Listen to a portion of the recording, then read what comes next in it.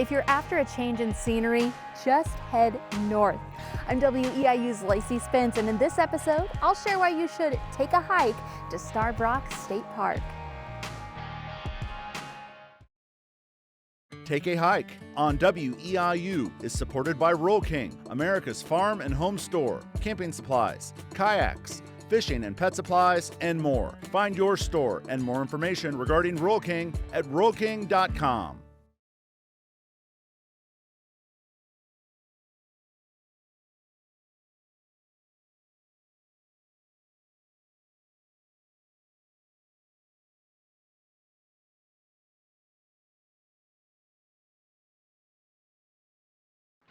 Hi, I'm WEIU's Lacey Spence.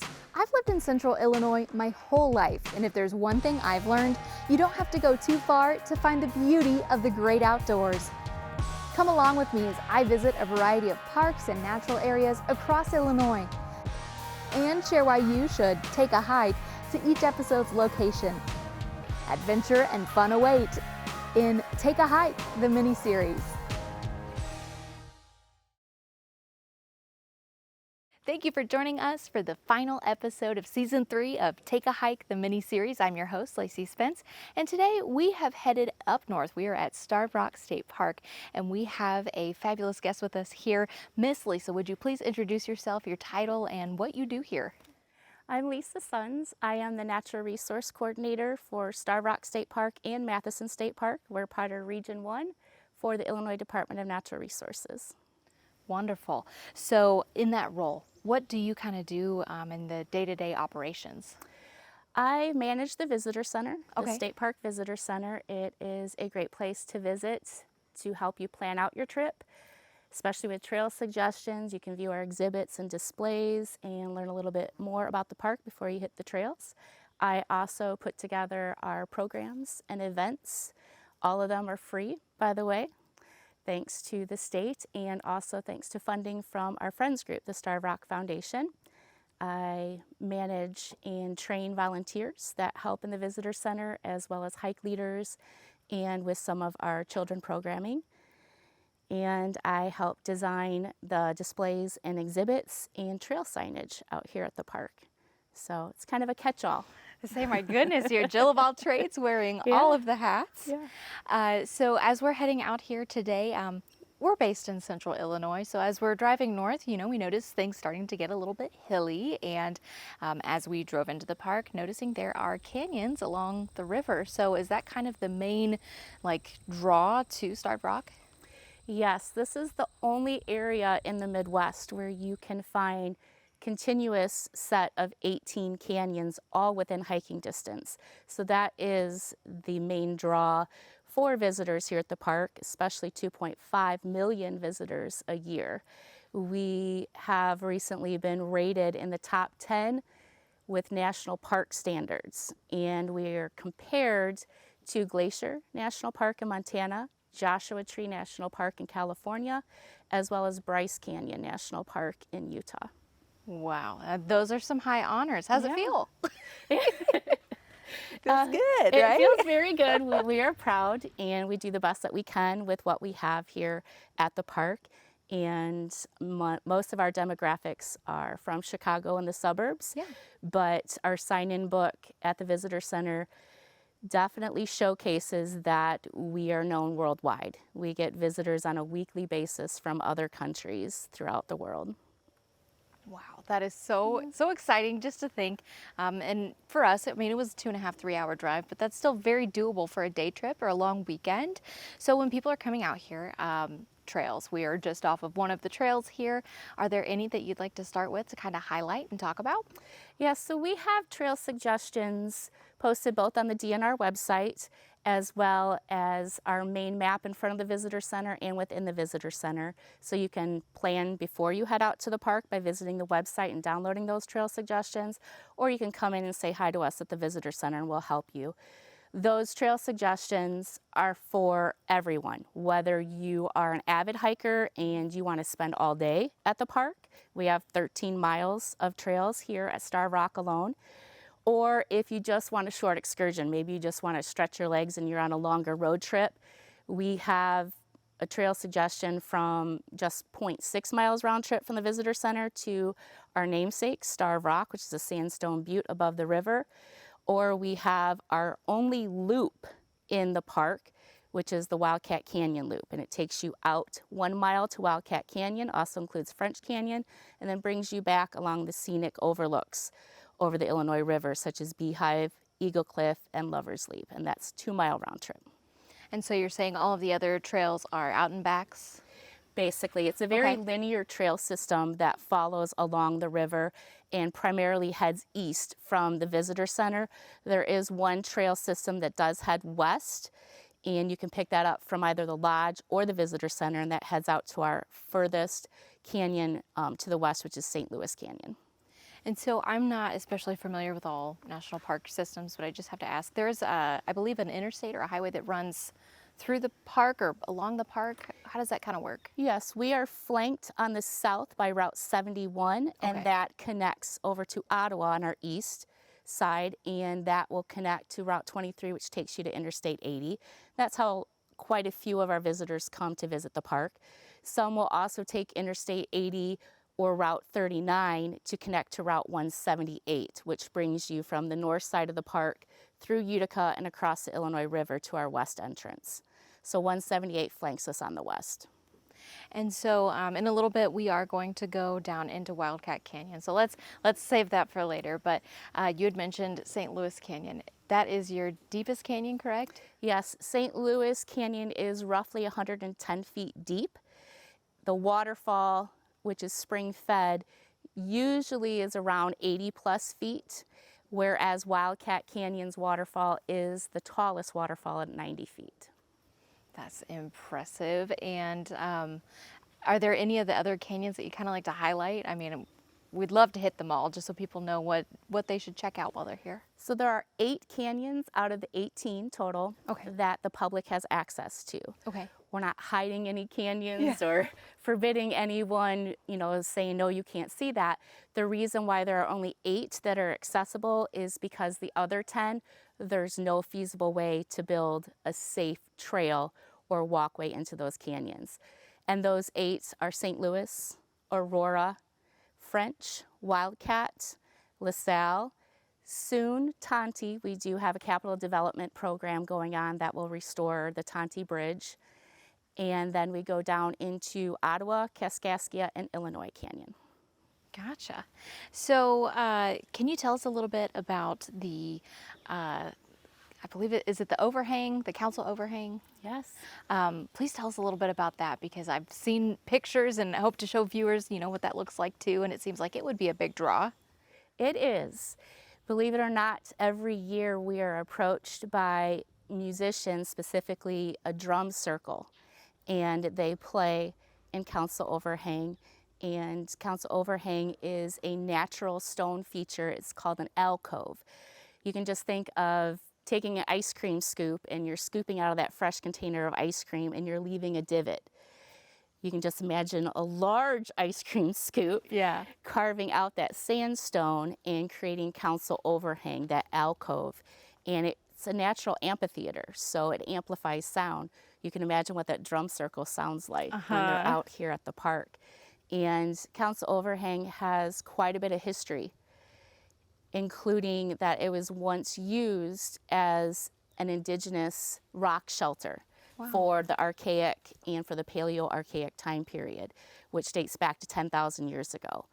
Then in the historic and even into the Mississippian time periods, it was used as a conference area for local tribes because it naturally amplifies your voice. So you don't have to do the hollering so much. You don't have to do the hollering. And a lot of photographers enjoy Council Overhang because if you stand at the very back of the alcove facing out towards the woodlands, it frames the different seasons. So we have pictures from winter and fall that just pop because that natural sandstone provides that framing, almost like you're looking from the inside of a snow globe out. Ooh, that sounds so pretty. I assume there's not a bad time of year to visit Starved Rock, but can you kind of walk us through the different seasons, maybe what different things people could experience? So winter, we'll start off with January and go through the year. Okay. Our winter season, it does quiet down here at the park, but you have to be prepared for winter hiking. State park trails are natural, meaning that we do not salt or plow or shovel those trails. So the only trails that are actually maintained are those that are closest to the buildings, such as the Starved Rock Lodge, park maintenance, and the park office and visitor center. When you get further away from those areas, you're going to need to have your snow boots on and a traction device, such as yak tracks or micro cleats. Not the larger cleats, because those degrade the sandstone. And those will help with traction, as well as ski poles or walking boots. Definitely dress in layers. But hiking in those situations are rewarded at the end, because more and more bald eagles flock into the area because they're looking for food, fish. And the lock and dam right here at Starved Rock actually provides a free fish buffet for them when the rest of the river is frozen over. When we have a lot of precipitation from the previous fall, those waterfalls will freeze over into ice falls. And rock climbing is not allowed anywhere in the state park, but ice climbing by professionals with their own gear, and they have to fill out a form and a sign-in log, is available. And visitors do enjoy watching those ice climbers in several of our canyons, such as Wildcat, LaSalle, and Ottawa canyons. So that's winter. Say, that's just like January, February. We also have our Eagle Watch weekend that happens at the end of January every year, and that's between the Starved Rock Lodge, the Starved Rock State Park, as well as the Illinois Waterway Visitor Center across the river from us. It's operated by the U.S. Army Corps of Engineers. So that's one of our largest events. Spring is one of my favorite seasons here at the park, because to me it's similar to I Spy. You're going out and you're looking for what's popping up out of the ground with those warmer temperatures. And I'm in search of spring ephemerals or our spring wildflowers, such as trout lily, bloodroot, hepatica, and bellwort. I enjoy spring because it's still somewhat quiet at the park. The trails aren't congested just yet, and it can be muddy. So you want to prepare to have the appropriate footwear. Okay. I definitely recommend waterproof hiking boots, still dressing in layers, because spring, just like fall, it's very cold in the morning, then it warms up in the afternoon, and then it'll get colder again in the evening. But we also do get quite a few reports in spring of babies. So whether it's baby birds, baby chipmunks, baby squirrels, sometimes there's even sightings of baby deer, turkey, and fox. Summer kicks off our busy tourism season. I bet. It typically starts Memorial Day and extends all the way through the beginning of October. And that is not for the faint-hearted. Summertime, you will experience congested trails. And we just ask visitors, have fun, enjoy nature while you're here, be polite to other visitors on the trail. Everybody's out to relax and enjoy themselves, get away from all the hustle and bustle. And if you want more of an experience where you're not fighting the congestion or the packed parking lots, I would recommend coming earlier in the morning. Okay. Both parks, Starved Rock and Matheson, open at 7 a.m. in the morning, and then they close at sunset, meaning the trails, you have to be off the trails by sunset. So either coming first thing in the morning before 10 a.m. or arriving later in the day after 4 p.m. Fall is another favorite season of mine. Fall, we start to see the leaves changing color, and typically fall peak here at Starved Rock hits around the 2nd to 3rd week of October. Again, this isn't something where I pull out, the magic 8-ball and shake it and ask, when are the colors going to change? It's something that's more dependent upon temperature and the previous growing season, including how many days of sunshine, how many days of precipitation did we receive. Sure. Fall, we tend to be quite busy on the weekends because everyone wants to see those vibrant colors. I mean, my favorite color is green. Obviously, I work at a state park, but fall, I do appreciate the changing of that season because you're seeing so many other colors that are camouflaged through the growing season now being able to shine, such as your yellows, your golds, your rust, your orange, your reds, and even your purples. And I know that's what attracts visitors here in the fall. They do enjoy seeing those. And I enjoy seeing the school kids because they'll come through the visitor center and they have either their arms full or their hands full with their little leaf collection. Oh, goodness. And typically in a state park or national park, we always say leave no trace. Right. You know, take only memories, leave only footprints. But if it's a leaf already fallen on the floor in the fall, we do allow school children to collect those leaves for their little projects. And that basically sums it up for our seasons here at the park. There's something for everyone every time of year, and we do have a lot of repeat visitors that enjoy the area. Definitely. Well, thank you for such a nice overview, because I feel like folks could say, well, I could visit in this month or in this month, or, oh, that sounds good to me. You mentioned earlier talking about the waterfalls. Now, sometimes there's, drought conditions and we can't always catch those. By chance, is there a better time of year to maybe see when one is active, or is it just kind of a luck of the draw? There was a big rain and I made it in. That is a very great question, and that is a question that we receive quite often at the park office and the visitor center. The best time to view those waterfalls is in spring. Okay. March through May, because that is when we get the most precipitation in our area. And our canyons are dependent upon that rainfall to develop those waterfalls over the canyon edge and into the Illinois River. So definitely March through early May. They do dry out in the summer. Right now we are on a 3-year drought for LaSalle County, which is where we're located. And our waterfalls dried out this year, end of June. Gotcha. But if we have a steady week of rainfall for Utica or Oglesby, Illinois, that is the time to come out and check out to see if it generated any of those waterfalls. So there might be a chance. Yeah. Usually St. Louis and LaSalle Canyon are two of the canyons that will show that rainfall first. So as we're heading towards our last couple of minutes, I know you've covered a wide array of things, but is there anything that you haven't talked about that we really should be talking about? I would say most of our visitors that are coming to the park are usually asking for a paper map, or what is the best trail, are the waterfalls flowing? And I always recommend that they follow our Facebook page, Starved Rock and Matheson State Park. I do all of the updates on that page. And we have gone paper free here at the park. 2.5 million visitors a year. I was going through 500,000 maps a year. The trees. And most of those maps were finding their way onto the trail system as litter, garbage cans, or in the parking lot. So you don't need a paper map here at the park. The great thing about Starved Rock is that every trail intersection, parking lot, and trailhead has a large stationary map, complete with all the information and even a yellow "You Are Here" dot. And those also correspond with brown trail signs that list the features you're approaching with directional arrows. So you know I'm approaching this canyon or I'm heading to that overlook, and they'll be consecutive leading you out. And trail markers are present on the trail system.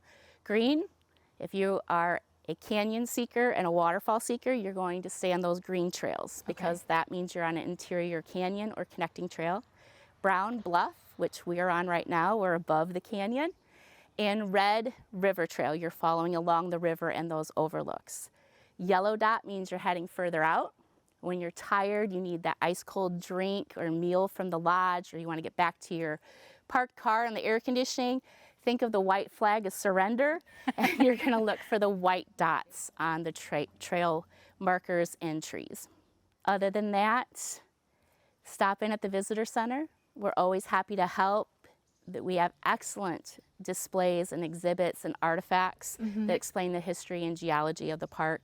And we have a movie theater system for those that might have mobility issues or aren't used to hiking or aren't used to the plethora of staircases here at the park.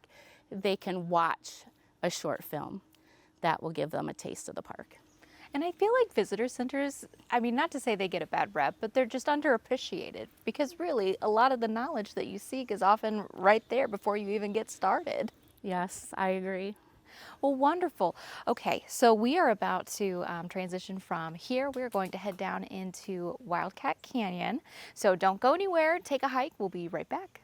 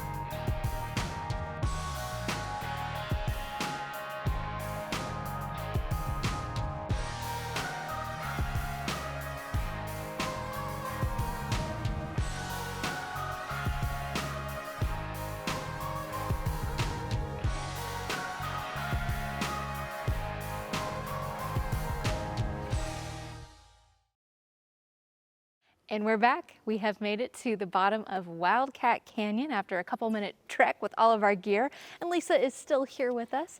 Now, Lisa, you're telling me that there is obviously a lot of history. You're just looking at it, the geologic past. So can you kind of walk us through how these structures form? So many visitors, when they come to the park, they don't realize that they're actually walking on both a historical and geological timeline.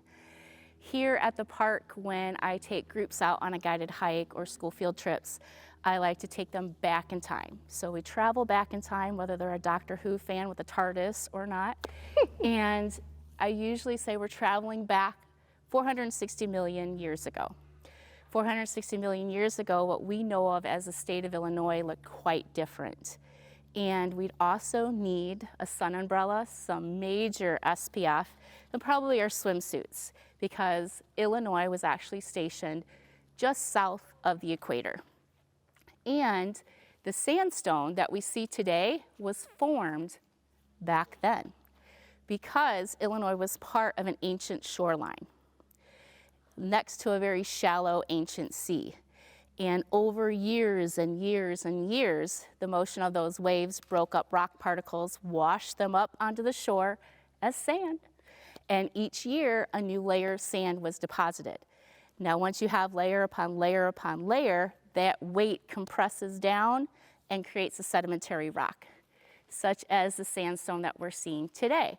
This is an example of that ancient shoreline. This is St. Peter sandstone, and St. Peter sandstone is a silica sand. It is a very fine grade, think baby powder fine. Okay. It's not your typical sandbox sand.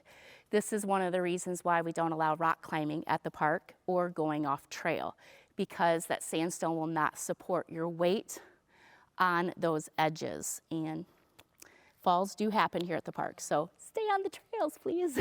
Yeah. And then we can fast forward from 460 million years ago, when that sand was deposited, to 14,000 years ago. 14,000 years ago, clothing change, wardrobe change. We would be wearing a parka, some snow boots, and we'd be walking on an ice sheet a mile thick. This is part of the last glaciation period, the last ice age, the Wisconsin era. Yeah. And this ice sheet spread all the way from north of us, Canada, Chicago, down south into present-day Bloomington, Illinois. That ice sheet also took away a lot of the remnants, such as our limestone caps, from that shallow sea, because limestone is fossilized animal shells, basically the corals, the clams, the brachiopods, things like that. So 14,000 years ago to 10,000 years ago, we had a warming climate, so temperature change, something that is still happening today. And during that temperature change, a lot of the flora and fauna changed. A lot of the spruces and some of the pines, even some of the animals moved further north, whereas a lot of the grasslands were moving into this area because we are part of the Grand Prairie region of Illinois, even though you can't tell because we're in the middle of a canyon. But 10,000 years ago, due to that warming climate, what do you think happens to ice? It melts. It melts. Where's all that water going to go? Well, that water came gushing through in several areas of Illinois. And right here in the Starved Rock region, it came gushing through into the Illinois Valley, shaping different creeks and rivers, and also creating some of the first waterfalls coming over these sandstone bluffs. Can you imagine being able to go back in time and seeing those waterfalls and the magnitude back then compared to today? And today, the movement of water, wind, even our own foot traffic in time are still shaping the canyons. They're still moving further back, not to the same depth or pace that they did 10,000 years ago, but they are still moving in their own way. And so where we're standing today, you were telling me that at certain points of the year, we could be standing in some water. Yes. So we are dry for this time of year, but typically the water is already up in this area. And usually there's a creek running along this eastern edge of the canyon out to the Illinois River. There is a bridge further down that connects those two trails so you can cross that creek. Spring, we typically do see flooding in this area. Where our visitor center is in the main parking lot today is part of the paleo channel of the Illinois River. So when the river comes out of its flood banks, it does tend to come into that parking lot. Oh man. But I will have those posted on the Facebook page if we ever do have to shut down for flood-like conditions. But like I said earlier, we're on a 3-year drought for LaSalle County, so we have not had any of those issues recently. Well, Lisa, thank you so much for coming on Take a Hike. You've been a wealth of knowledge. You've showed us the grand tour, and yeah, just thank you so much for being here today. I appreciate it. Thank you for having me. Of course, and we thank our viewers for joining us for this season of Take a Hike, and we hope that you'll enjoy the outdoors, respect nature, and we'll see you in the next season, hopefully, of Take a Hike, the mini-series.